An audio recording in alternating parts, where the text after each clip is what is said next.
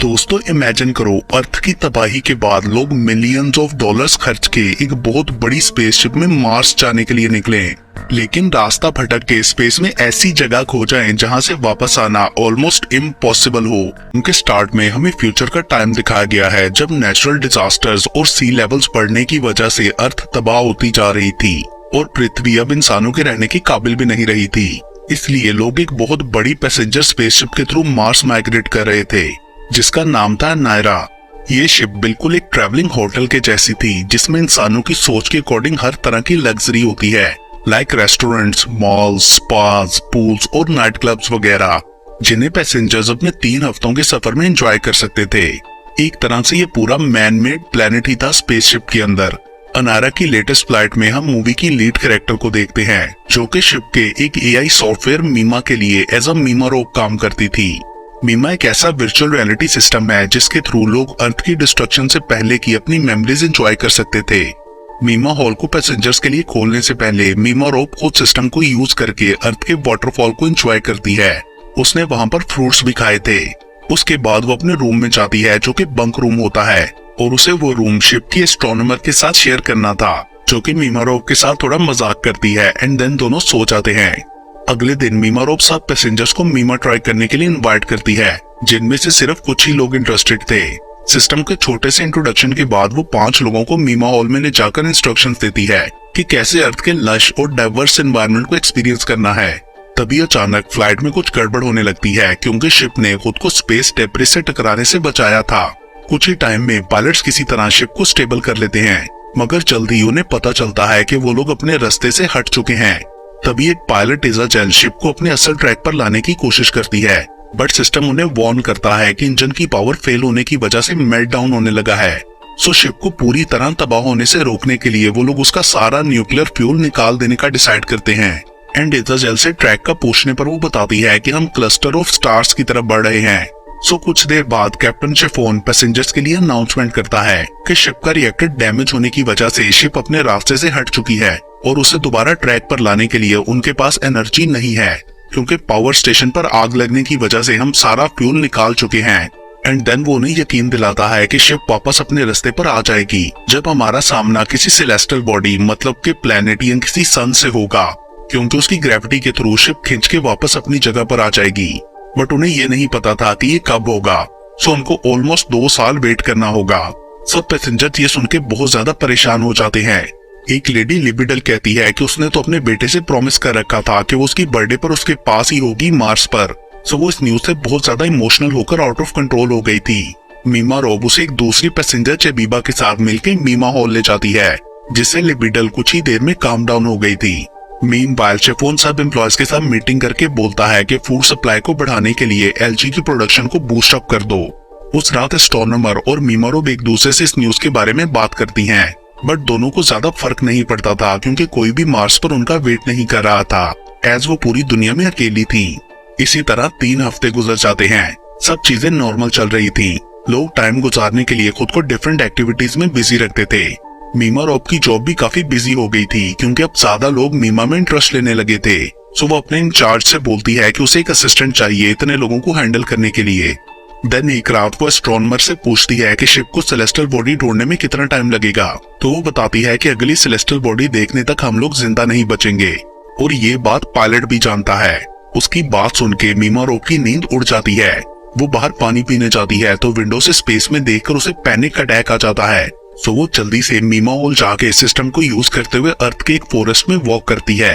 अगले दिन एक आदमी को भी इसी तरह ये जान के पैनिक अटैक आ जाता है कि शिप वापस असल रास्ते पर कभी नहीं जा सकेगा। सो मीमा रोब उसे भी हॉल में जाने की सलाह देती है और बोलती है कि मार्स की लाइफ भी कुछ इतनी अच्छी नहीं है, हमें शिप पर ही सरवाइव करने की कोशिश करनी होगी। एंड देन मीमा रोब एक और ऑफिसर के साथ मिलके उसे हॉल में ले जाती है ताकि बाकी पैसेंजर्स उसकी वजह से डर ना जाएं। उसके बाद मीमा रोब डायरेक्टली शिफोन से बात करती है कि लोग असलियत जान के आउट ऑफ कंट्रोल हो जाएंगे जिससे मीमा की डिमांड और बढ़ेगी। साथ ही वो उसे असिस्टेंट्स के लिए भी कहती है जिस पर वो उसे 8 लोग देने का प्रॉमिस करता है और बोलता है कि जब लोग एलजी खाने से यूज्ड टू हो जाएंगे तो हम उन्हें असल सिचुएशन बता देंगे। इसी तरह 3 साल गुजर जाते हैं। मीमा रोब ने अब नाइट क्लब में टाइम गुजारना स्टार्ट कर दिया था जहाँ वो एक आदमी डेजी के क्लोज हो जाती है और वो दोनों इंटीमेट भी होते हैं। फूड की डिमांड को पूरा करने के लिए अथॉरिटीज लोगों को एलजी प्लांट पर काम करने के लिए काफी पैसे ऑफर करती हैं। साथ ही उन्हें वाटर प्योरिफिकेशन प्लांट्स पर भी और वर्कर्स की जरूरत थी, क्योंकि लोगों को अब पानी से स्मेल आने लगी थी। मीमा की डिमांड भी और ज्यादा बढ़ती जा रही थी, एज लोगों ने 3 साल से अर्थ को नहीं देखा था। मीमा रोब इज़ाचेल को ऑपरेटिंग आवर्स के बाद मीमा यूज करने की इजाजत दे देती है, ताकि उसे लाइन में वेट ना करना पड़े, क्योंकि वो गे थी और इज़ाचेल के लिए फीलिंग्स डेवलप कर रही थी। मीमा रोब अपनी फीलिंग्स के बारे में एस्ट्रोनॉमर को भी बताती है, मगर उसके ख्याल में ये लव वगैरह सब मतलब की बातें हैं। एक सुबह मीमा को यूज करते हुए मीमा रोब देखती है कि अचानक से बर्ड्स आसमान से गिरने लगते हैं, मतलब सिस्टम में कोई प्रॉब्लम थी, मगर वो प्रॉब्लम को ढूंढ नहीं पाती। एंड उस दिन मीमा अजीब आवाजें देते हुए क्लाइंट्स को टेरिबल नाइटमेयर्स दिखाता है। सो मीमा रोब जल्दी से सेशन बंद करके सबको हॉल से बाहर निकाल देती है। बाहर वेट में खड़े बाकी लोग मायूस हो जाते हैं, जिनमें लिबिडेल भी थी। सो कैप्टन मीमा रोब को डांटता है कि उसने सिस्टम क्यों बंद किया, जिस पर वो उसे एक्सप्लेन करती है कि मीमा को रेस्ट चाहिए, क्योंकि वो सब लोगों की मेमोरीज देख देख के एग्जॉस्ट हो चुका है। मीमा रोब कैप्टन से सिस्टम को 1 हफ्ते के लिए बंद करने की परमिशन मांगती है, मगर कैप्टन उसे मना कर देता है। सो जब मीमा को दोबारा स्टार्ट किया जाता है तो वो सिस्टम अगेन बोलता है कि वो लोगों की पेनफुल मेमोरी से परेशान हो गया है और अब वो दोबारा इमेजेस नहीं दिखाएगा। एंड देन अचानक वो खुद को ब्लो अप करने का सिग्नल देता है, तो मीमा रोब लोगों को हॉल में आने से रोकने की कोशिश करती है, मगर कोई उसकी बात नहीं सुनता और फिर तभी मीमा खुद को तबाह कर लेता है। अगले दिन लोग उस सॉफ्टवेयर की याद मनाते हैं। लिबिडेल सब पैसेंजर से बोलती है कि मीमा के तबाह होने के पीछे मीमा रोब का हाथ है, क्योंकि वो इसे बहुत ज्यादा यूज करती थी। चिफोन मीमा रोब को सजा देने का फैसला करता है, जिसके लिए इज़ाचेल उसकी फेवर में कैप्टन से बात करने जाती है कि इसमें मीमा रोब की गलती नहीं है, मगर जब कैप्टन इज़ाचेल की बात नहीं सुनता और टॉन्ट भी करता है तो वो उसे पंच मारती है। सो उसे भी बदतमीजी करने के चक्कर में मीमा रोब के साथ ही लॉकअप में डाल दिया जाता है। उसके बाद हम 1 साल बाद का टाइम देखते हैं, जब चीजें और ज्यादा खराब हो चुकी थी। कुछ लोगों ने कट्स बना लिए थे, जबकि बाकियों ने सारी उम्मीद छोड़ के अपनी जान ले ली थी। एज अथॉरिटीज के पास स्टाफ भी कम पड़ रहा था, सो वो मुजरिमों को लॉकअप में डालने की बजाय उनसे काम कराने का डिसाइड करते हैं, जिनमें इज़ाचेल और मीमा रोब भी थी। इज़ाचेल को एलजी का ख्याल रखने का काम दिया जाता है और मीमा रोब को बच्चों को पढ़ाने का। वो दोनों अब लवर्स बन चुकी थी। सोने रहने के लिए एक ही रूम दे दिया जाता है। देन एक लेडी चबीबा उन्हें अपने कल्ट में आने के लिए इनवाइट करती है, जो लिबिडेल ने मीमा की याद में बनाया था। वो बोलती है कि हम लोग ये भी जान चुके हैं कि मीमा ने खुद ही अपने आप को मारा था, इसमें मीमा रोब की गलती नहीं। सो वो दोनों मीमा हॉल कल्ट की सेरेमनी अटेंड करने जाती हैं, जहां मीमा के लिए प्रे करने के बाद सब लोग एक दूसरे के साथ इंटीमेट होते हैं, जिससे इज़ाचेल प्रेग्नेंट हो गई थी। कुछ महीनों का टाइम गुजरता है तो वो काफी होपलेस फील करने लगती है कि उसके आने वाले बच्चे को भी शिप पर ही रहना पड़ेगा और वो कभी सूरज की रोशनी नहीं देख पाएगा। मीमा रोब उसे प्रॉमिस करती है कि वो सब ठीक करने की पूरी कोशिश करेगी। एंड लेटर ऑन वो चिफोन से एक बीम स्क्रीन बनाने की परमिशन मांगती है, जिससे वो विंडोज के बाहर प्यारी प्यारी सूथिंग फोटोज डिस्प्ले करेंगे। बट चिफोन का कहना था कि ये सब इन्वेंशन छोड़ के उसका फ्यूचर जनरेशन को पढ़ाना ज्यादा जरूरी है, ताकि शिप चलता रहे।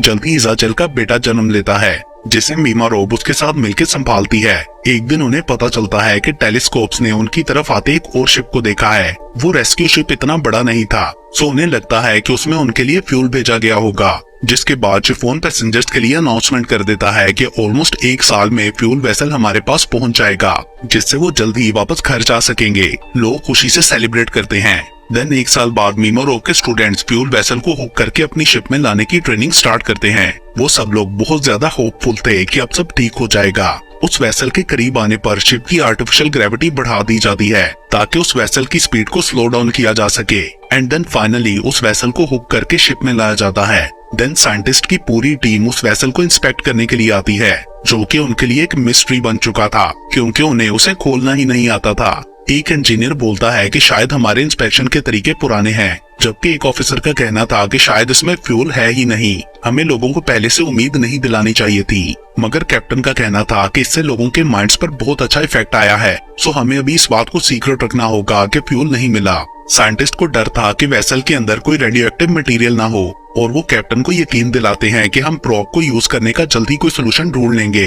लेकिन काफी दिन गुजर जाने के बाद भी उन्हें प्रॉपर्टी कुछ समझ नहीं आती। उधर पैसेंजर्स का सब्र अब खत्म होता जा रहा था, वो सब आउट ऑफ कंट्रोल होने लगते हैं। तो ऑफिसर्स उन्हें कंट्रोल में रखने के लिए अपनी स्टन गन्स यूज करते हैं। उसके बाद कैप्टन शिफोन इन्वेस्टिगेशन टीम के पास जाता है और एस्ट्रोनॉमर से कहता है कि उसने इस वेसल को डिस्कवर किया था, सो उसे अवार्ड दिया जाएगा। एस्ट्रोनॉमर को लगता था कि इस वेसल में फ्यूल नहीं है, सो कैप्टन ने उसे अवार्ड देने का इसलिए कहा ताकि वो दूसरों को इसकी हकीकत ना बता दे। एंड साथ ही वो दूसरे साइंटिस्ट से भी बोलता है कि हमें पैसेंजर्स की उम्मीद को बनाए रखना होगा, सो आप में से कोई भी लोगों को फ्यूल के बारे में नहीं बताएगा। मगर एस्ट्रोनॉमर उसकी बात मानना नहीं चाहती थी और जाते हुए बोलती है कि ये शिप उनके लिए एक ताबूत है, जिससे कैप्टन को गुस्सा आ जाता है और वो एक ऑफिसर की स्टन गन लेकर एस्ट्रोनॉमर को शूट करके मार डालता है। उसके फ्यूनरल में मीमोरोब उसकी लिखी गई एक पोएम पढ़ती है। उस पोएम में बताया गया था कि अर्थ पर लाइफ एक सपने जैसी थी और कैसे लोगों ने उसके एनवायरनमेंट को तबाह कर दिया। उसके बाद टेंशन्स को भुलाने के लिए मीमोरोब और उसकी फ्रेंड्स ड्रग्स लेने लगते हैं। वो लोग क्लब में डांस कर रहे थे कि तभी अचानक फ्लाइट में टर्बुलेंस होने लगती है। सो ऑफिसर्स तुरंत से सबको कैबिन्स में जाके सीट बेल्ट बांधने को कहते हैं। और जब मीमोरोब अपने रूम में जाती है तो इज़ाबेल काफी अजीब बिहेव कर रही थी। मीमोरोब को लगता है कि वो नशे की वजह से ऐसा कर रही है। उधर कैप्टन को पता लगता है कि बहुत से क्रू मेंबर्स और पैसेंजर्स इस फ्लाइट टर्बुलेंस की वजह से मर गए हैं, तो वो काफी घबरा जाता है। लेटर ऑन मीमोरोब अपने स्टूडेंट्स के साथ बीम स्क्रीन प्रोजेक्ट पर काम स्टार्ट कर देती है। वो खुशी से इज़ाबेल को भी बताती है कि जल्दी उनका काम पूरा हो जाएगा, मगर इज़ाबेल ज्यादा एक्साइटेड नहीं लग रही थी। जल्दी वो लोग स्पेसशिप के बाहर वाटरफॉल का इमेज डिस्प्ले कर देते हैं, जिसे पैसेंजर्स देखकर खुश हो गए थे। मगर जब मीमोरोब अपने कैबिन में जाती है तो उसे पता चलता है कि इज़ाबेल ने अपने बच्चे को मारकर अपनी भी जान ले ली थी। वो दुख से चिल्लाने लगती है। लेटर ऑन 5 साल और गुजरने पर बाकी बचे सब लोग अनारा के सफर की 10th एनिवर्सरी सेलिब्रेट करते हैं, जिसमें चिफोन मीमोरोब को बीम स्क्रीन के लिए ऑनरेरी मेडल देता है, क्योंकि उसके प्रोजेक्टेड इमेजेस ने पैसेंजर्स को अर्थ देखने में हेल्प की थी। मीमोरोब नोटिस करती है कि चिफोन ने अपनी रिस्ट पर कपड़ा बांधा हुआ था, मतलब उसने भी अपनी जान लेने की कोशिश की थी।